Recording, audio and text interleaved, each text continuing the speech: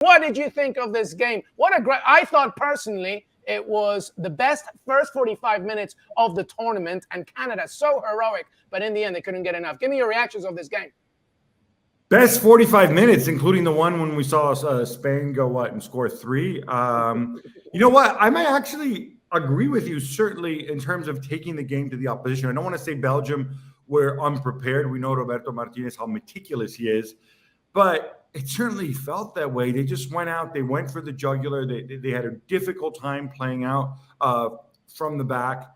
That pressing was so coordinated, so precise from Canada, so much energy. And yeah, in terms of scoreline, I mean, they missed one penalty and they easily could have had another one, maybe even 2. Absolutely. It was a fantastic game for the neutral. I was getting a lot of messages, Kasey Keller, from many Canadian friends saying, my God, what is happening? We're not going to win this game. And, they had many chances, Kasey. What do you make of this team? Because, they topped CONCACAF for no coincidence. They belong here. But sadly, obviously, well, actually, as a goalkeeper, Courtois, right? He must be a major factor for you here. Well, he did. He made a couple nice saves, and obviously the penalty save, which has to be said, was not a very good penalty at all from Alphonso Davies. But I think Canada should be proud of the performance, but also the setup, because very athletic, very fast. They caused a very experienced Belgian side lots of problems. I mean, there was times when you're watching this Belgian team have no other option but to, under pressure, just hoof the ball up to midfield. I mean, I know Roberto, I know Thierry Henry well. That's not the way they expect a side with this much experience to have to play and get forced to play. It was almost a tale if you saw the Spain game and how Spain passed the ball, how quick it was, how there was always an extra option. With Belgium, under the pressure from Canada, it was so slow. It was a touch too long. It was a touch too heavy. It was holding that ball, taking 2 or 3 extra touches in Spain. And Spain was the exact opposite. It was just click, click, click, click, past Costa Rica and easy. And so I give Canada an absolute ton of credit. But what they did obviously lack was that quality in the final third to just take advantage of everything they created and everything and all the problems that they put Belgium under. And you had a De Bruyne who had an off day, which helped Canada. 2 or 3 times he had passes that he normally makes that gives Belgium a fantastic opportunity for the second goal. It wasn't there today. That came to Canada's benefit, and Canada just couldn't take advantage. And I'm sure extremely frustrating knowing that, like Gab said, they had the 1 penalty. They very easily could have had 2 more, but Davy scores that penalty. This is a different game. Augie, there's a lot of Premier League talent in this Belgian side. To Casey's point, Kevin De Bruyne probably feeling, the minutes of the Man City performances getting too much to him for this day. I'm not sure. Then I was listening to a commentary here in the US about how sometimes 10 p.m. matches at night can be a little bit too much, waiting so long to get going. We'll see. Gab's already saying, "What are you talking about? It doesn't matter." So what would you make? What'd you make of the Belgian performance? What was it? I'm not sure how much you watch of Canada, Augie, but they're a very good team. A little bit different to Costa Rica, who making it to the World Cup is an achievement in itself for them. But what'd you make of this Belgian side with so much Premier League talent?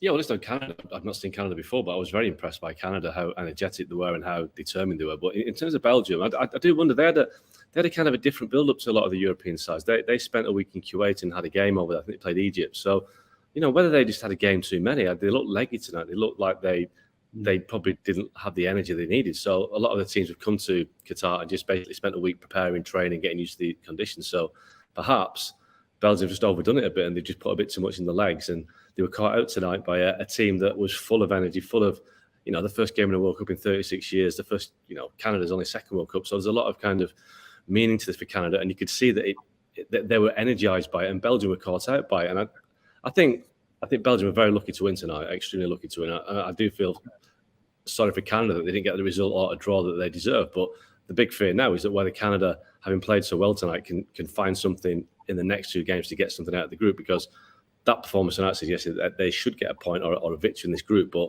it's going to be tough because they spent so much energy tonight doing it. And Belgium, they just got away with it.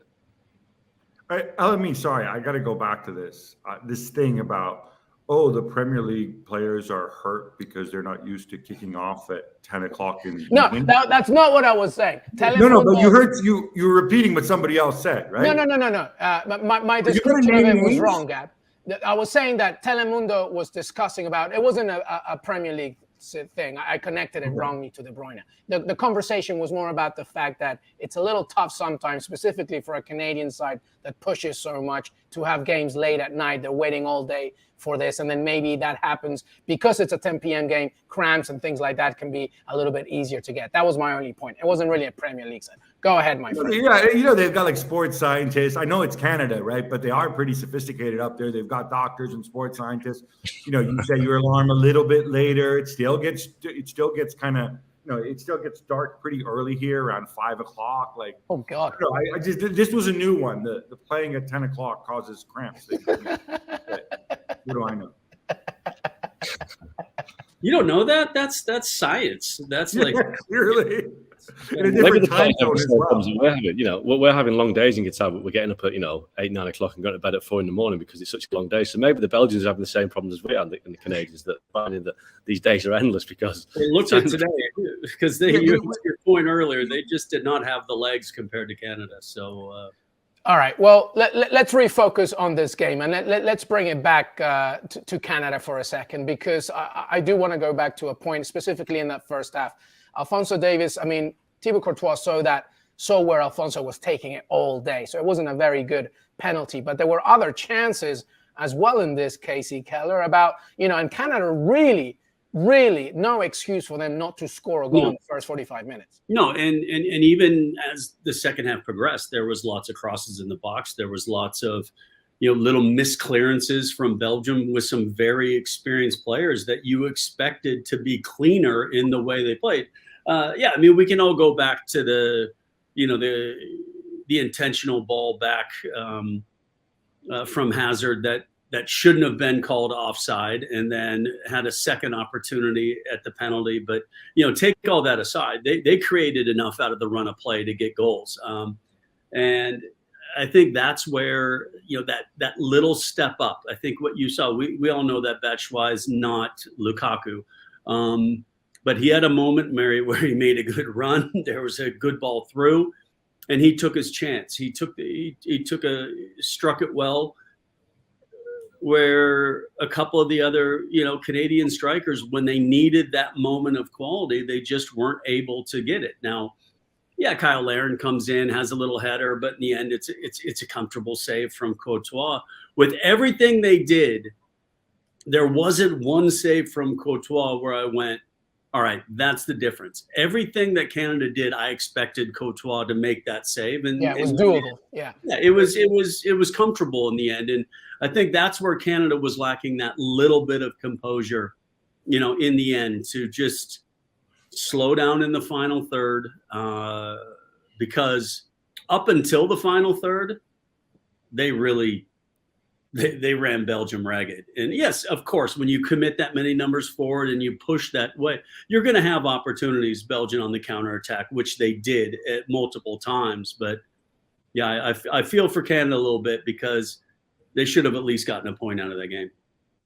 So what struck me, guys, is Jules and I caught up with Vincent Kompany for Gab and Jules Meets, and I ran some of his quotes in a story I wrote recently. He made the point about how, he thinks Belgium can still win the World Cup, because he's come around to the idea that once you get to the knockout phases, it really is a big old crapshoot about luck. And if you have a shutdown goalkeeper, and if you have individual match winners, which I think Belgium undoubtedly does, then you got a good a shot as anybody. And having seen Canada play like this, I was trying to think back, how often do we see performances like this with so much energy, with so much organization? How often do we see those in the knockout phases from the quarterfinals onward? And I'm imagining not very often at all. And I imagine there's got to be a reason for that. So maybe if you're Belgium, you say, we don't need to play these guys again. Maybe It's not such a big deal.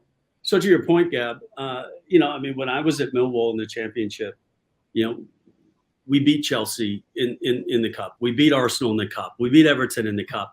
And it was almost because of that. It was that energy of, this is almost the cup final. And maybe the Premier League team's looking at it going, I don't want to play these guys. They're going to be working twice as hard as us. They're going to be fighting, scratching, biting for everything. And it almost looked like that's what Canada did to Belgium. Belgium's looking, here's this team, hasn't qualified forever. They got some guys bounce around. So yes, we know Alphonso Davies, he's at Bayern, but who are the rest of these guys? We should just, walk through them. And they weren't ready to match the fight. Thierry Henry said something to me years ago about kind of how the U.S. kind of lost their identity of being what Belgium were today. That team that if you don't match the intensity of the team you're playing against, then your quality can't rise to the top. And he said, they always knew that when France played the U.S., that if you didn't match the intensity, you could be embarrassed. And to me, that was a Belgian side that didn't match the intensity and got really lucky that they didn't get embarrassed. Well, thank you very much for watching ESPN on YouTube. For more sports highlights and analysis, be sure to download the ESPN app. And for live streaming, premium content, and let's not forget as well, ESPN FC 7 days a week. Subscribe to ESPN Plus.